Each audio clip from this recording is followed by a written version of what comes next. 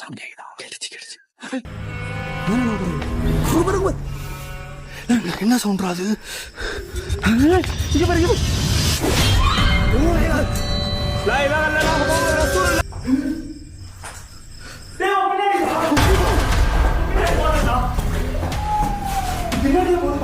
என்னடா சொல்ற? நான் சவுண்ட் அங்கிட்டு தான் கேட்டுச்சு.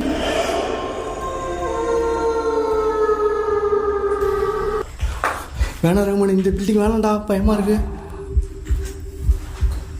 அப்படியே வா.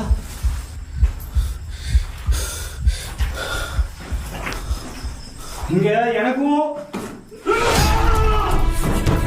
வேண்டா, பக்கத்துல வந்து கத்த.